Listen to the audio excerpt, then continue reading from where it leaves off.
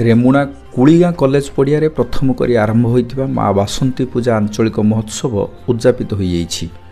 महोत्सव कमिटी सभापति रवींद्र महाकुड़ अध्यक्षतार होइथिबा उद्यापनी सभारे मुख्य अतिथि भाव सरकारी उपमुख्य सचेतक तथा विधायक गोविंद चंद्र दास एवं मुख्य वक्ता भाव ओडिशा खबर संपादक अम्य महांती जोगदे अंचल प्रथम महोत्सवर आयोजकों को धन्यवाद जणाइबा सह महोत्सव आंचलिक प्रगतिर वार्ता दिए बोली कहिथिले।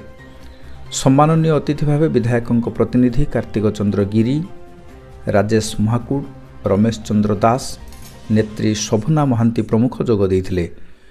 रंजन महांती मंच आह्वान करथिबा बेले वरिष्ठ शिक्षक कमलाकांत बारिक धन्यवाद देइथिले। परे मनोरंजन कार्यक्रम अनुष्ठित हेबा सह विभिन्न प्रतियोगितार कृति प्रतियोगी को पुरस्कृत करा जायथिला।